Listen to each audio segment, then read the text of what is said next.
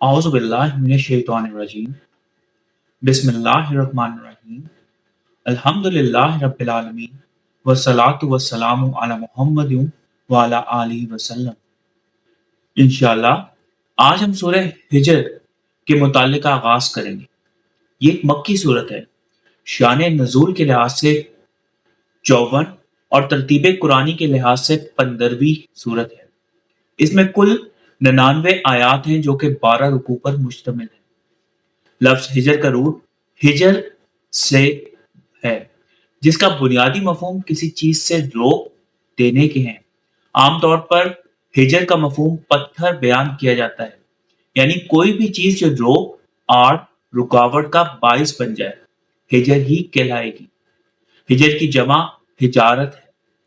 इस मादे से बनने वाले अल्फाज में हिजर यानी रुकावट, हुजरा, पुख्ता ईंटों या पत्थरों से बनाया हुआ कमरा और महजूर बामवानी रुकावट शामिल है।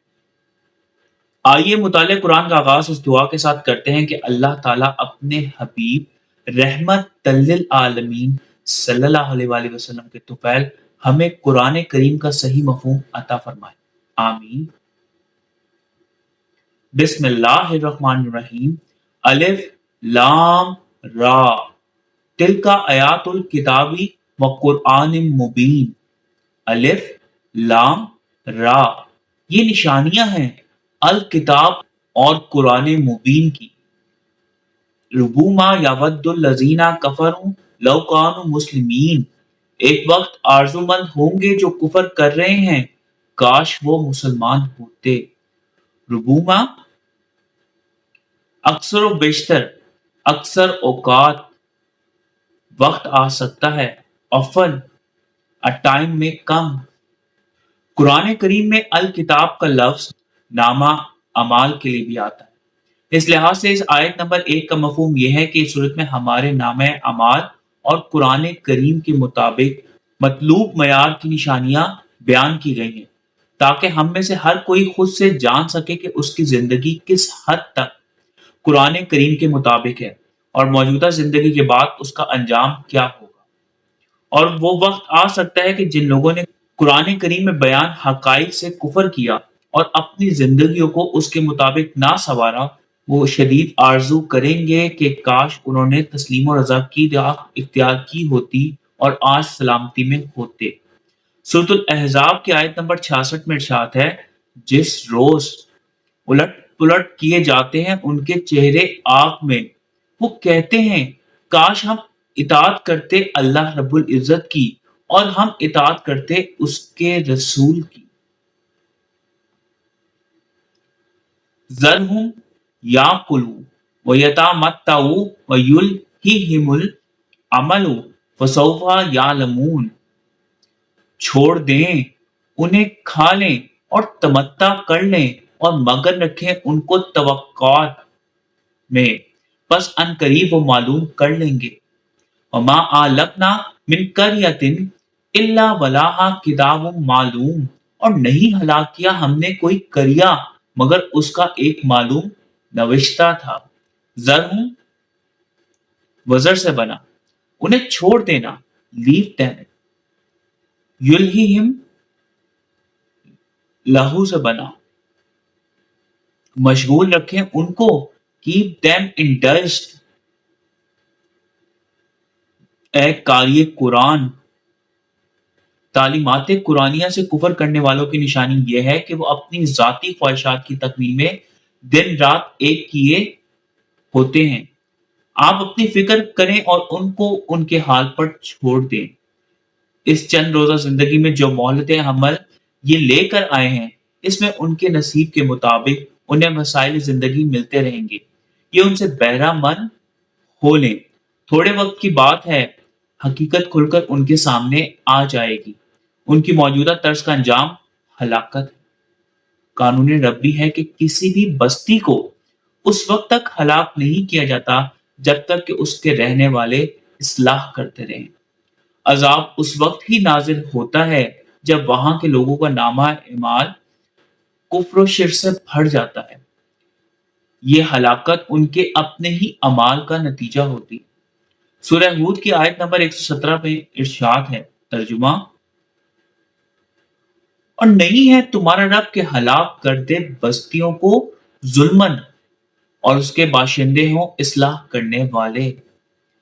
رب کریم کا یہ قانون ہے کہ کسی بستی کو اتمام حجت کے بغیر ہلاک نہیں کیا جاتا۔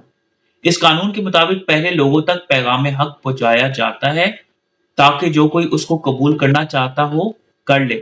اب جو لوگ کفر کی راہ پر ہی کاربند رہتے ہیں انہیں کوئی نہ کوئی عذاب آ لیتا ہے۔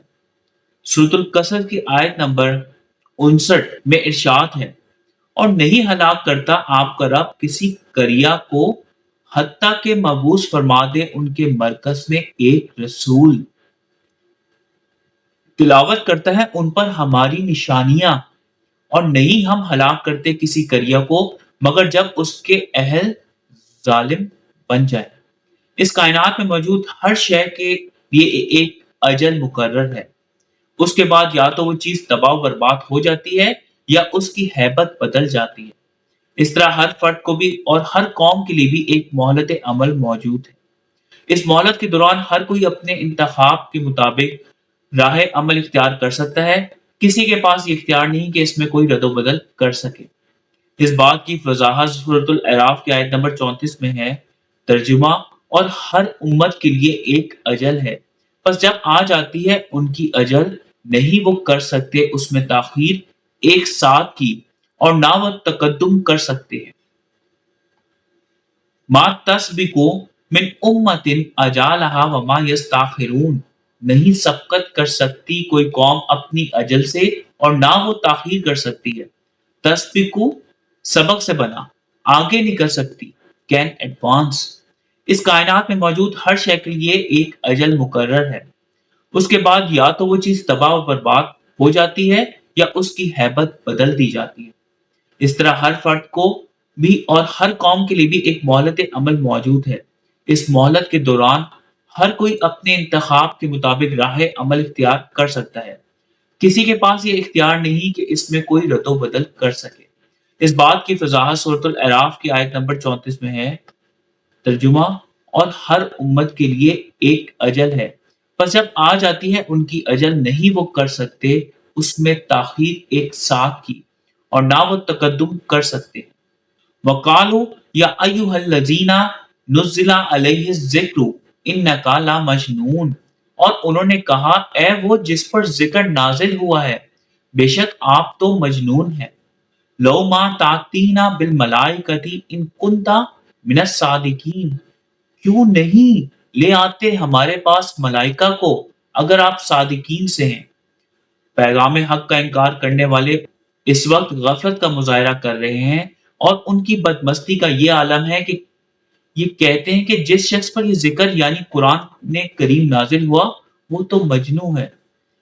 حق کا کفر کرنے والوں کی یہی عادت رہی ہے کہ پہلے تو وہ اپنی ہر ممکن کوشش کرتے کہ دائی حق کو کسی طرح پھسلا دیں، اور جب اس کوشش میں کامیاب نہیں ہوتے تو اس پر طرح طرح کے الزامات لگاتے ہیں۔ سورۃ القلم کی آیت نمبر 51 میں ارشاد ہے، اور لگے ہوئے ہیں کافر کہ پھسلا دیں آپ کو اپنی نگاہوں سے جب یہ سنتے ہیں ذکر، اور یہ کہتے ہیں بے شک یہ مجنون ہے۔ یہ لوگ یہ بھی کہہ دیتے کہ اگر آپ دعوے میں سچے ہیں تو آپ فرشتوں کو ہمارے سامنے کیوں نہیں لے آتے جو آپ کے دعوے کی تصدیق کریں اور ہمیں ہمارے غلط کاموں کے نتائج سے خبردار کریں۔ سورۃ الفرقان کی آیت نمبر 7 میں ارشاد ہے، ترجمہ: اور یہ کہتے ہیں کیسے ہو سکتا ہے یہ رسول کھاتا ہے کھانا اور چلتا پھرتا ہے بازاروں میں، کیوں نہیں نازل ہوا اس کی طرف کوئی فرشتہ سو ہوتا اس کے ساتھ تنبیہ کرنے والا۔ ما ننزل الملائکۃ الا بالحق وما كانوا اذا منذرین، نہیں ہم نازل فرماتے ملائکہ کو مگر حق کے ساتھ، نہیں دی جاتی تب ان کو مہلت۔ فرشتے کافروں کی فرمائش کے مطابق نہیں بلکہ قانون ربی کے مطابق نازل ہوتے ہیں، اور ان کے نزول کا مقصد نتائج کا ظہور ہوتا ہے، اور ایسے وقت کسی کو کوئی مہلت نہیں ملتی۔ سورۃ الانعام کی آیت نمبر 8 میں ارشاد ہے، ترجمہ، اور وہ کہتے ہیں کیوں نہیں نازل کیا گیا ان پر کوئی فرشتہ، اور اگر ہم نازل فرمائیں کوئی فرشتہ ضرور چکا دیا جاتا معاملہ، پھر نہ کرنا پڑتا انہیں انتظار۔ ان نحن نزلنا الذکر و انا لہ لحافظون، بے شک ہم نے نازل فرمایا ہے ذکر، اور بے شک ہم ہی اس کے محافظ ہیں۔ وَلَقَدْ أَرْسَلْنَا مِن قَبْلِكَ فِي شِيَعِ الْأَوَّلِينَ، اور تحقیق ہم نے بھیجے آپ سے پہلے اولین گروہوں میں۔ شیعی، شیعہ سے بنا، گروہ، سیکٹس۔ اے قاری قرآن، جہاں تک قرآن کریم کا تعلق ہے، یہ ہم نے نازل فرمایا ہے، یہ سب لوگوں کے لیے ضابطہ حیات ہے اور ہر طرح سے مکمل ہے، اس میں کسی قسم کی رد و بدل کی ضرورت نہیں، اس لیے ہم خود اس کی حفاظت کریں گے، اسے دنیا کی کوئی طاقت نہیں مٹا سکتی۔ سورۃ الانعام کی آیت نمبر 115 میں ارشاد ہے، ترجمہ، اور پورے ہیں کلمات آپ کے رب کے صدق و عدل کے لحاظ سے، نہیں کوئی بدلنے والا اس کے کلمات، اور وہی سننے والا، علم رکھنے والا ہے۔ پیغام حق ہر دور میں لوگوں تک پہنچتا رہا تھا، پہنچ رہا ہے اور پہنچتا رہے گا، یہ لوگوں پر منحصر ہے کہ وہ اس پر ایمان لاتے ہیں یا اس کا انکار کرتے ہیں۔ وما یاتہم من رسول الا کانوا بہ یستہزئون، اور نہیں آتا ان کے پاس کوئی رسول مگر یہ اس سے استہزاء کرتے ہیں۔ کذالک نسلکہ فی قلوب المجرمین، اسی طرح ہم اس کو بٹھا دیتے ہیں مجرمین کے دلوں میں۔ لا یؤمنون بہ وقد خلت سنت الاولین، نہیں وہ ایمان لاتے اس کا، اور تحقیق چلی آ رہی ہے سنت پہلوں کی۔ نسلکہ، سلک سے بنا، ہم ڈال دیتے ہیں، we make it enter۔ کافروں کی حالت یہ ہے کہ جب بھی ان کے پاس پیغام حق پہنچتا ہے تو بجائے اس پیغام پر غور و فکر کرنے، اس کی حقانیت کو پہچاننے اور قبول کرنے کے، یہ پیغامبر کی ذات پر طرح طرح کے جملے کرتے ہیں اور اسے تصحیح کا نشانہ بناتے ہیں۔ ان لوگوں کا طرز عمل انتہائی قابل افسوس ہے۔ سورہ یاسین کی آیت نمبر 30 میں ارشاد ہے، کیا ہی حسرت بندوں پر جو رسول بھی ان کے پاس آیا یہ اس کے ساتھ استہزاء ہی کرتے رہے۔ یہ سب مجرموں کی مشترکہ نفسانی کیفیت ہے کہ وہ اپنی بدمستی میں دلائل کا جواب استہزاء کے ساتھ دیتے ہیں۔ اس وقت موجود لوگوں میں سے جو بھی اس طرز کا مظاہرہ کر رہے ہیں وہ ایمان لانے والے نہیں، کیونکہ یہ بھی وہی کچھ کر رہے ہیں جو اس سے پہلے مجرم لوگ کرتے تھے۔ وَلَوْ فَتَحْنَا عَلَيْهِمْ بَابًا مِنَ السَّمَاءِ فَظَلُّوا فِيهِ يَعْرُجُونَ، اور اگر ہم کھول دیتے ان پر کوئی دروازہ آسمان سے سو وہ اس میں اوپر چڑھتے رہتے۔ لَقَالُوا إِنَّمَا سُكِّرَتْ أَبْصَارُنَا بَلْ نَحْنُ قَوْمٌ مَسْحُورُونَ، تب بھی وہ کہتے ہماری تو چکرا کر دی گئی ہیں نگاہیں، بلکہ ہم لوگ مسحور ہو گئے ہیں۔ یا رجونا، عرض سے بنا، وہ اوپر چڑھتے، اسینڈ، سکرت، سکر سے بنا، چکرا دی گئی، have been dazzled۔ مسحورون، سحر سے بنا، سحر زدہ ہو گئی، bewitched۔ ان مجرموں کی ذہنی کیفیت اس حد تک پست ہو چکی ہے کہ اگر ہم ان پر آسمان میں سے کوئی دروازہ کھول دیں اور یہ اس میں چڑھنے لگ جائیں تب بھی یہ ایمان نہیں لائیں گے، بلکہ اس وقت یہ کہنے لگ جائیں گے کہ ہماری نگاہ بندی کر دی گئی ہے یا ہم پر کوئی جادو کر دیا گیا ہے۔ ایمان لانے کا یہ طریقہ ہے ہی نہیں کہ مختلف قسم کی خرق عادت باتوں، معجزات یا مافوق الفطرت چیزوں کے مطالبے پیش کیے جائیں، بلکہ اس کا طریقہ پیغام پر مکمل غیر جانبداری کے ساتھ غور و فکر کرنا ہے۔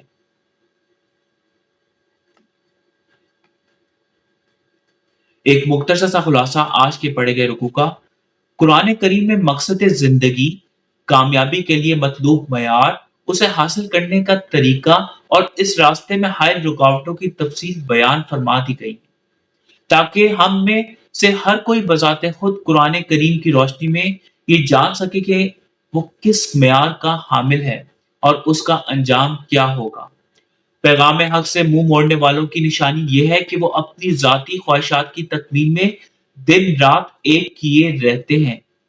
داعی حق پر مختلف اعتراضات اور عجیب و غریب مطالبات پیش کرتے ہیں۔